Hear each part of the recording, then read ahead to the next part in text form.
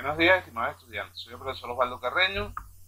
Contenido 6 que vamos a tratar en este momento. Nos vamos a centrar en el reino protista, clasificación de los protistas, algas, mohos mucilaginosos y protozoarios. Esta viene a ser la conclusión de contenido 6, parte 3. Lo primero que tenemos que tener claro es que es un protista. Bueno, los protistas son un grupo informal de organismos eucariotas, principalmente acuáticos, con diversas formas corporales y tipos de reproducción. Esto influye entonces en que ellos van a tener diferentes estilos de vida y nutrición. Los protistas van a incluir algas, omicetos, mohos mucilagenosos y protozoarios, los cuales van a ser en casi todos los casos organismos unicelulares, coloniales o multicelulares simples, que tienen una organización celular eucariota. La palabra protista como tal viene del griego, que significa lo primero.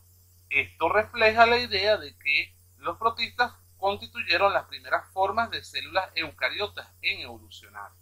Vemos entonces la representación de una eucariota en una micrografía óptica de una diatomea. En este caso, más o menos para que tengan la idea de una de las formas en las que pueden encontrarse los protistas. Hay múltiples, las vamos a ver durante el desarrollo de este video. Características generales entonces de los protistas. Los protistas van a tener las siguientes características. Primero, son miembros del dominio Eucaria, que es el tercer dominio en el árbol de la vida, ya lo hemos trabajado en un contenido previo. Las células eucariotas son características de los protistas, ya en este caso van a compartir todas las características de las células eucariotas. Tienen una estructura celular eucariota que las diferencia con claridad de los protistas del miembro bacteria y arquea, que estuvimos trabajando en la parte 1 y en la parte 2. Tienen núcleos y otros organelos encerrados en membranas, como mitocondrias y plástidos. En este caso, para protistas, aquí es a donde vamos a ver el primer desarrollo, la teoría endosimbiótica, de la que hablamos en el primer lapso de Limbergulis, se basa en este reino. Entonces, continuando. Tiene mitocondrias y plástidos. En este caso van a presentar flagelos y múltiples cromosomas en los que hay, en este caso, ADN y las proteínas forman un complejo llamado cromatina. La reproducción va a ser sexual por meiosis o asexual por mitosis. Puede darse el caso de esos dos tipos de reproducción en todos los protistas. Entonces, sexta característica, los protistas se van a clasificar como el reino protista, pero esta clasificación presenta algunos defectos, algunas contradicciones entre los diferentes biólogos. Acuérdense que hablamos de los taxónomos que se encargan de hacer las clasificaciones y ellos requieren una serie de estudios a profundidad para hacer las clasificaciones. Estos estudios todavía se están desarrollando. Por lo tanto, se clasifican por defecto dentro del reino protista. Sin embargo, mediante el estudio vamos a obtener que puede cambiar o pueden sumarse o restarse individuos al reino, a este reino protista. En tal sentido, el reino protista no se va a reconocer como un clado. Esto para alguno de los biólogos. Siguiente característica, entonces, la mayoría de los protistas son unicelulares y cada célula forma un organismo. Pocas palabras, una sola célula, podemos tener un individuo unicelular que una sola célula desarrolle todas las funciones que requiere para poder subsistir y realizar toda su función. Como dijimos anteriormente, entonces ellos van a formar colonias, que son grupos de células débilmente conectadas. Algunas son cenocíticas y consisten en una masa multinucleada de citoplasma. Son multicelulares en algunos casos, compuestas de muchas células, a diferencia de los animales y plantas, donde vamos a tener una red de órganos, organelos, células especializadas para diferentes funciones que no pueden separarse en un momento del organismo porque si no muere. En el caso de los protistas, en estos organismos multicelulares, puede darse el caso de que ante la separación, ante la división del individuo, de esa colonia, pueda subsistir y reproducirse por sí solo. Entonces no veremos tejidos especializados en los protistas que forman colonias o que tienen agrupaciones multicelulares. Los protistas evolucionaron de formas diversas. Al evolucionar de formas diversas, entonces tenemos que ellos tienen diferentes medios de locomoción, de obtener nutrientes, de interactuar con otros organismos y hábitats para poder subsistir, para poder reproducirse, para poder mantenerse en el tiempo y que realmente se vea el proceso evolutivo.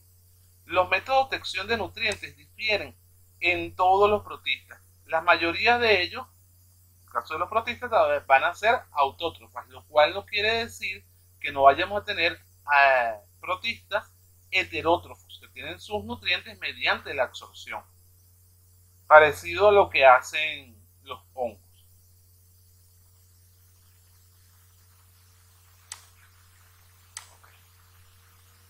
Algunos protistas van a cambiar su nutrición dependiendo de las condiciones en las que se encuentran o en ciertas épocas del año.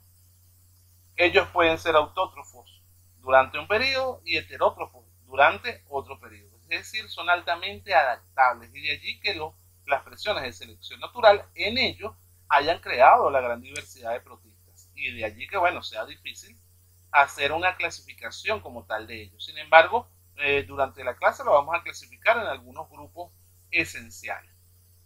En cuanto entonces a la diversidad de estos protistas, podemos decir que ellos son cruciales para el equilibrio natural, ya que ellos van a tener no van a ser solamente un fuente de energía, de alimento para otros organismos, sino que también van a contribuir al equilibrio de los ecosistemas. Sin mencionar, por supuesto, la importancia económica que radica para el ser humano la presencia de los protistas. Ellos van a estar presentes en diferentes formas de diferentes formas en la industria, lo cual no quita que todos sean buenos, pues hay protistas que a los seres humanos y a otros animales les generan enfermedades. Es el caso de la malaria. Características entonces de los protistas, según lo que vemos en la imagen, tenemos que los protistas van a presentar flagelos, van a presentar pared celular, tienen núcleo, cloroplastos, gránulos, en este caso unidos en vacuolas, pueden tener otros organelos dependiendo del grado evolutivo de ese protista. Y esto nos va a dar como resultado la gran diversidad de protistas.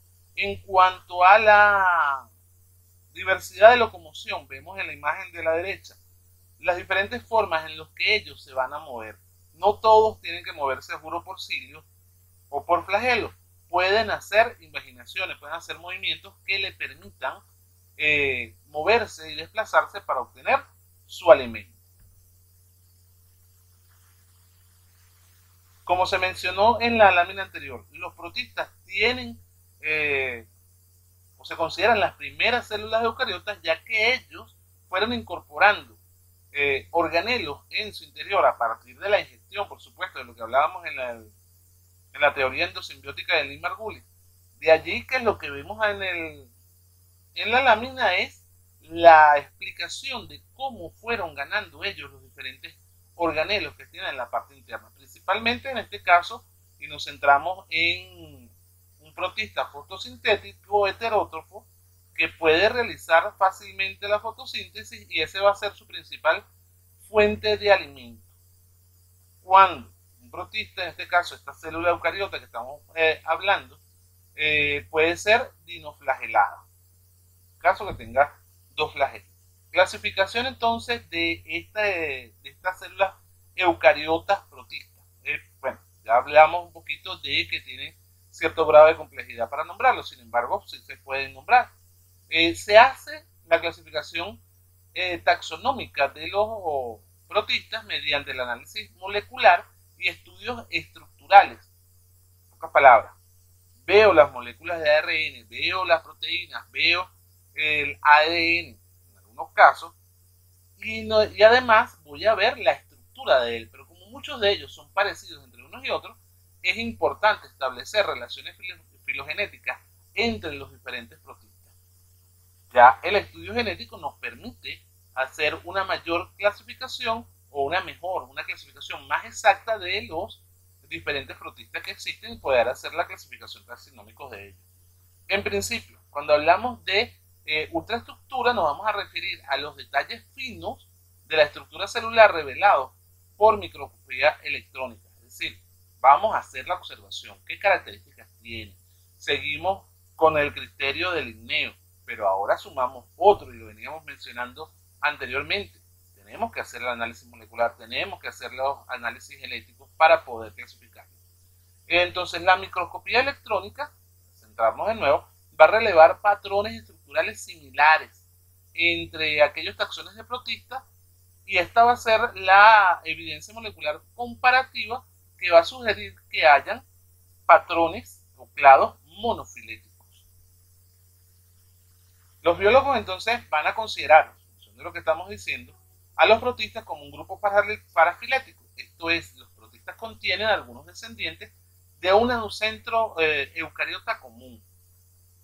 Ya con el análisis estructurales y moleculares nos ayudan a que se haga una clasificación más exacta de los diferentes protistas dentro del reino eucariota. Vemos en la lámina, cabe destacar que aquí se ve pequeño, pero ustedes la van a poder descargar, está descargada en calidad HD en la presentación, así que ahí la van a poder descargar fácilmente y verla en grande. También, casi todas las imágenes que estamos usando son del Solomon, tienen el libro Solomon para leer directamente, para hacer sus anotaciones. Esto lo digo porque la prueba 2 se basa básicamente en el contenido que van a estar desarrollados en las láminas y en los videos, además de la discusión que hagamos en el cuestionario. Entonces vemos allí la taxonomía o la clasificación taxonómica de los principales protistas, no están todos. Tenemos entonces un eucariota ancestral, ese patrón monofilético, y cada uno de ellos. En este caso podemos nombrarlos, después lo vamos a especificar cada uno, a los diplomonados, a los euglenoides, a los dinoflagelados, a los apicomplejos, y así sucesivamente. Cada uno de ellos va a tener una característica específica. Si los dos primeros, por ejemplo, son escarbados, y los últimos van a pertenecer a los unicornios. Dentro de esa clasificación, un poquito más centrándonos, entonces tenemos las características generales de los clados de los protistas. Dentro de los escarbados podemos decir que son protistas unicelulares con mitocondrias atípicas, anormalmente modificadas, y las vamos a llamar entonces bicontos. De los clados representativos hablamos de los diplomonados y los parabasálidos. También tenemos a los euglenoides y a los tripanosomas. De características generales, y es una descripción a grandes rasgos de la lámina, porque ya les dije que ya queda para el examen, se lo estoy colocando allí, ustedes pueden descargarla. En los escarbados diplomonados tenemos dos o más flagelos, un surco oral ventral y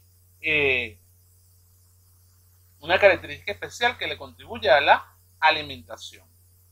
El ejemplo de esto tenemos trichomonas vaginales, que en este caso es un parabasálido, se comporta como un parásito inclusive que puede causar una enfermedad. En este caso es el ejemplo, no todos van a causar enfermedades. Entonces, centrándonos en la clasificación que estábamos viendo en los clados. Para los escarbados, podemos decir que los escarbados son un grupo diverso de protistas unicelulares con flagelos. Estos protistas se llaman así porque tienen un profundo surco oral, que es lo que se refería a la alimentación, o escarbados. A diferencia de otros protistas, los escarbados tienen mitocondrias atípicas, enormemente modificadas. Muchos escarbados son endosimbiontes y viven en ambientes anoxicos, por lo cual los escarbados podemos decir que son los prototipos que se utilizaron para producir las mitocondrias. Los escarabajos no realizan respiración aeróbica, obtienen energía por vía anaeróbica de glucosa, presumiblemente por fermentación o otro proceso. Los diplomados, que serían nosotros, son escarabados que tienen uno o dos núcleos sin mitocondrias funcionales ni complejo de Golgi y hasta 8 flagelos. La giardia, que es uno de los representantes de los escarabados, es un parásito diplomonado. De allí, a modo de ejemplo, tenemos la giardia intestinalis, la cual se transporta en el agua y es el mayor causante de la diarrea en el mundo. La giardia se elimina como quiste resistente en las heces de muchos animales. En pocas palabras, ellos pueden aguantar las condiciones de acidez o basicidad que puedan encontrar en los organismos. Son extremadamente resistentes, es la razón por la cual se recomienda tratar el agua, hervirla preferiblemente, a menos que tenga varios sistemas de filtración para hacer que esos quistes no lleguen a las personas. Los parabasálidos son escarabados anaeróbicos flagelados que con frecuencia viven en animales. Las triconinfas y triconomas son ejemplos de parabasálidos. Las triconinfas tienen cientos de flagelos, viven en intestinos de termitas y cucarachas comedoras de madera. Les ayudan, en este caso, estos protistas les ayudan a ellas, no solamente se alimenten ellas, sino que pueden restablecer relaciones endosimbióticas que le ayudan a digerir su alimento. El triconoma, mejor conocido probablemente como triconomas vaginales, causa la tricomaniasis, que es una enfermedad de transmisión sexual, que es curable en humanos. Tenemos por allí una tabla que se encuentra en el Solomon, que es recomendable que la vean, que es la tabla 26.1. La tricomaniasis afecta a mujeres, aunque los síntomas son más obvios, afecta a hombres y a mujeres, aunque los síntomas son más obvios en las mujeres. Generalmente es por un olor característico. Ejemplo entonces, y clados de, en este caso de escarabados, ellos siguen en la descendencia del C40 ancestral y podemos ver la tabla que teníamos al principio para hacer la descripción de cada uno de ellos. Vemos imágenes microscópicas de un diplomonado y de un diplomonado y parabacilo. En este caso, este pertenece a parabacilo y este es el diplomonado. Los eulenoides o eulenas, como normalmente se le conocen, son representantes de este reino. Tienen especies tanto de vida libre como de vida parásita. En este caso, vemos la representación de eulenoides y tripanosomas. Para el caso de lo que nos constituye o lo que nos afecta en este caso, estamos haciendo el estudio de una eulena como tal, la cual tiene sus características y vemos allí presencia de mitocondrias y de cloroplastos. En este caso ya tiene una subsistencia fotosintética autótrofa. Para su movilidad va a utilizar principalmente los flagelos. Esto le va a permitir no solamente moverse y buscar las fuentes de luz, sino también le va a permitir escapar de los depredadores. Los apicomplejos son formadores de esporas y parasitan animales. Aquí en este caso, en el apicomplejo, tenemos uno de los protistas responsables de la transmisión, en este caso, del causante de la enfermedad de la malaria. En este caso hablamos del plasmodium. Ya a la descripción propiamente dicha, entonces los apicomplejos son un gran grupo de arbiolados parásitos formadores de esporas, algunos de los cuales causan enfermedades severas en humanos. Mencionamos ahorita la malaria. Contienen restos no pigmentados de cloroplastos y han evolucionado a partir de los dinoflagelados parásitos que vivieron en los intestinos de invertebrados marinos. Los apicomplejos carecen entonces de estructuras específicas para la locomoción, cilios, flagelos o pseudópodos, y se mueven por flexión, es decir, contorsionan el cuerpo para poder moverse de un lugar a otro dentro del hospedador. Ya hablamos que la mayoría son parásitos. Tienen un complejo apical de microtúbulos que fijan al parásito a la célula huésped para que la célula se pueda alimentar dentro de ese huésped y seguir parasitando. En algunas de las etapas de vida, estos apicomplejos producen esporocitos, que son los pequeños agentes infecciosos. No es el plasmodio como tal, sino los esporocitos los que van a salir del organismo para poder contagiar a otra persona. La mayoría de los dinoflagelados son parte del plancton marino. En este caso, cuando hablamos de dinoflagelados, vemos una representación de el Hemodinum y vemos los flagelos que están allí. Cuando ustedes estaban más pequeños y se ponía a ver Bob Esponja, realmente el plancton se ve de esa manera si hablamos de la estructura general. Entonces, dinoflagelados por lo general son unicelulares, aunque algunos son coloniales, es decir, pueden establecer colonias. De hecho, se llegan a ver en los lechos marinos, cuando está más o menos tranquilo, se llegan a ver como una película encima del agua, y esa película es porque están estos dinoflagelados presentes allí en forma colonial. Sus alvéolos contienen placas de celulosa interconectadas, impregnadas con silicato. Eso le permite a ellos establecer la colonia. El dinoflagelado típico tiene dos flagelos. El flagelo se va a enredar alrededor del surco ventral y en el centro de la célula como un cinturón. El otro va a estar presente en el surco longitudinal perpendicular al surco transversal. Esto le va a permitir a la célula realizar diferentes movimientos. Básicamente es lo que nos interesa de allí. Para el caso de los dinoflagelados, muchos de ellos van a ser bioluminiscentes, modo de dato importante. Luego tendríamos al otro y pasamos a los ciliados. En este caso vemos a un Paramecium caudatum y lo que nos interesa aquí es la presencia de los cilios y las estructuras internas. En este caso el Paramecium, que lo mencionamos anteriormente, tenemos unos que son fotosintéticos, pero otros Paramecium sí son cazadores como tal, van a buscar su alimento. ¿Y cómo lo van a buscar? Ellos van a tener presente un surco oral para poder hacer la alimentación. Sin embargo, la excreción la van a hacer a través de vacuolas alimenticias y la formación de un subsiguiente poro anal, que es por donde la descripción que viene de antigua, donde van a excretar, bueno, ahí lo llamaron poro anal. Los oomicetos van a reproducirse precisamente por meiosis, tienen casi las mismas características de lo que hemos mencionado anteriormente. Sin embargo, ellos tenemos que estar pendientes de que ellos tienen zoosporangios y zooesporas para el caso de la reproducción asexual por mitosis.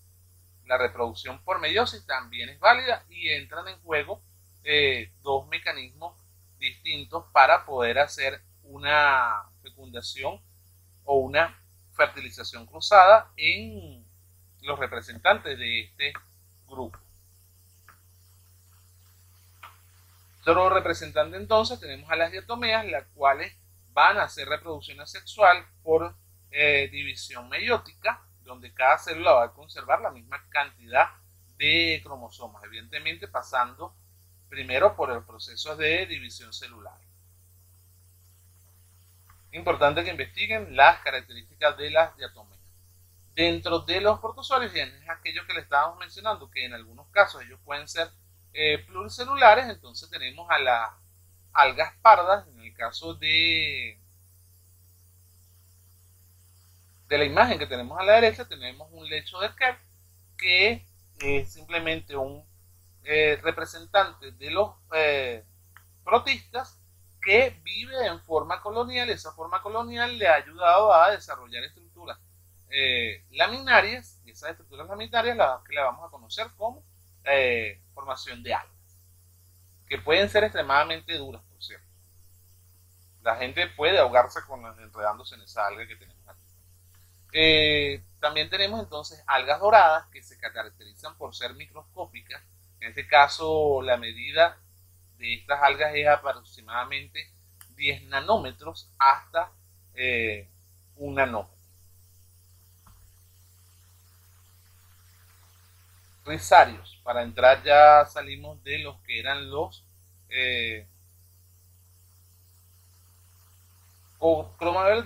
cromaverdados y ahora vamos a hablar de los rizarios. Los rizarios son un supergrupo diverso de células ameboides, de aquí pertenecen muchas de las amebas, que con frecuencia tienen conchas externas duras llamadas testas, a través de las cuales se tienen proyecciones citoplasmáticas. Las proyecciones citoplasmáticas parecidas a hilos sugieren el nombre rizario, del griego risa, y esto significa simplemente raíz.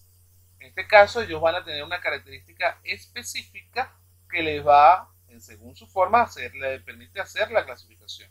Hay diferentes ejemplares de ellos y se consideran la evidencia molecular, nos dicho, indica que los rizarios es un grupo monofilético dentro de los protistas. Arqueplástidos van a ser un grupo monofilético también. De arqueplásticos incluyen algas rojas, algas verdes. Los biólogos la van a clasificar juntos estos grupos basados en datos moleculares y en la presencia de cloroplastos acotados por membranas externas e internas. Esto sugiere que el desarrollo directo a partir de cianobacterias a través del mecanismo de endosimbiosis. Todos los protistas fotosintéticos distintos a los arqueplántidos tienen plástidos rodeados por 3 o 4 membranas. Vemos en la imagen representaciones de algas rojas que son representantes entonces de estos arqueplántidos. Y bueno, vamos a revisar. Y algunos de los usos que podemos hacer fíjense lo que estaba mencionando anterior en la primera parte del video, de la utilidad de los diferentes protistas. Tenemos un alga que sirve para la alimentación, en este caso principalmente aquí presentan sushi, pero mucho de la cultura asiática y japonesa se va a alimentar básicamente algas. Representantes, seguimos con los representantes. Usted también vamos a tener representantes de algas verdes, cada una con sus diferentes características. Fíjense que tenemos desde individuos coloniales, básicamente de pocas células, de agrupaciones de pocas células, como es el bulbo, hasta individuos multicelulares, que en este caso hablamos del chara o alga verde, comúnmente llamada esprela.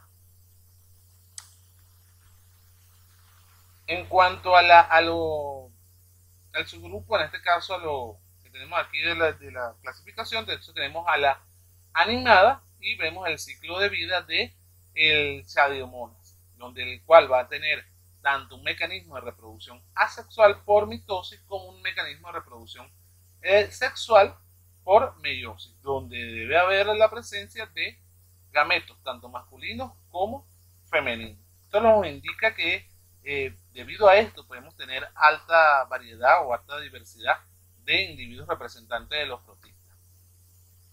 Los unicontos, para ir cerrando, son un supergrupo compuesto de ciertas amebas, mohos mucilaginosos y plasmodiales. Los unicontos comparten un solo flagelo posterior en células flageladas como espermatozoides y esporas múltiples. Aunque algunos organismos existentes en este supergrupo perdieron el flagelo, muchos unicontos también tienen un solo centriolo. Los unicontos están divididos en dos clados. Uno de estos clados es los opistoscontos, que consiste básicamente en hongos guanoflagelados y animales. Y los unicontos también pueden darse por una fusión génica triple que tiene gran importancia evolutiva.